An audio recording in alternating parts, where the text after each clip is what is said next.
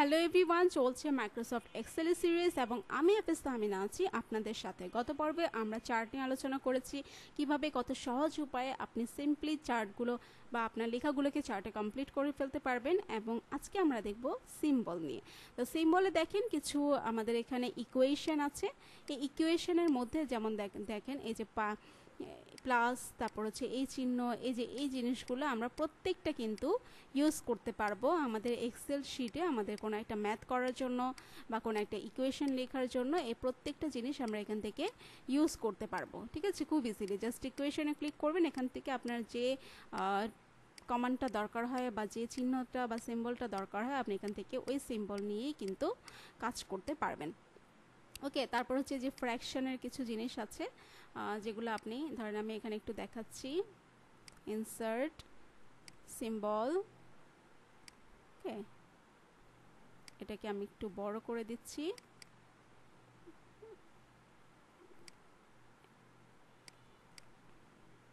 আচ্ছা, এটা না, এখান থেকে ওকে, যেমন দেখেন এই যে ফ্র্যাকশন, ঠিক আছে।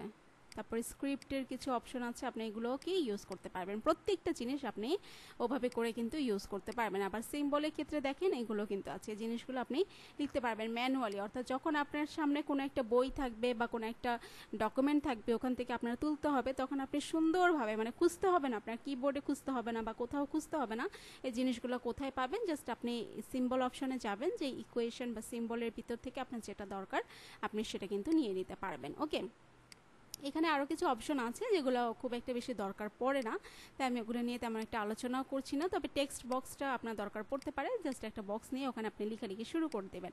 এটাই মূলত টেক্সট বক্স। এবং এখানে হেডার অ্যান্ড ফুটার আছে, তা তো আপনারা বুঝতেই পারছেন যে হেডার অ্যান্ড ফুটার আপনি এখান থেকে নিয়ে আসতে পারবেন। ওকে, দেন আসেন আপনার এখান থেকে ইনসার্টে আসার পর এখানে কিছু ওয়ার্ড আর্ট আছে। আপনার ওয়ার্ডগুলোকে সিলেক্ট করে দেন ওই ওয়ার্ড আর্টগুলোকে আপনি এখান থেকে নিয়ে আসতে পারবেন। এই যে দেখেন, এখানে আপনি টেক্সটগুলো লিখতে পারবেন এবং ওয়ার্ড আর্টগুলো দিতে পারবেন। সিগনেচার লাইন আছে, অবজেক্ট আছে, এই জিনিসগুলো আপনি এখান থেকে করবেন। খুব যে কঠিন বিষয় তা না, খুব সিম্পল বিষয় এগুলো। হ্যাঁ, এগুলো থেকে আপনি কি করতে পারবেন, বিভিন্ন জিনিস কিন্তু করে নিয়ে আসতে পারবেন। যেমন আপনার এখানে আপনি সুন্দর করে অনেকগুলো প্রজেক্ট সাজাতে পারবেন আপনার মতো করে। আপনি এখানে কালার দিতে পারবেন, আপনি এখানে টেক্সট নিয়ে আসতে পারবেন, টেক্সট বক্স নিয়ে আসতে পারবেন, ইকুয়েশন করতে পারবেন। তাছাড়া আরও অনেক বিষয় আছে যেগুলো আসলে ওইভাবে বলা যায় না। যখন আমরা প্রজেক্টগুলো করি তখন প্রজেক্টের ভিতরে অটোমেটিক্যালি চলে আসে। তাই এগুলো ক্ষুদ্র ক্ষুদ্র জিনিসগুলো আলাদা আলাদাভাবে বলা, যেগুলো আপনার মাথায় যখন একবারে বসে যাবে, তখন বড় বড় প্রজেক্ট বা অ্যাডভান্স কিছু কাজ করতে গেলে তখন এগুলো আপনার মাথায় ঘামাবে না যে কিভাবে কি হলো, তখন অটোমেটিক আপনি এই জিনিসগুলো পেরে যাবেন। তো আশা করছি বুঝতে পেরেছেন, তেমন কঠিন কিছুই না। এর পরবর্তী ক্লাসে আমরা অন্যান্য মেনু নিয়ে আলোচনা করব। সে পর্যন্ত সবাই ভালো থাকেন, সুস্থ থাকেন। আল্লাহ হাফেজ।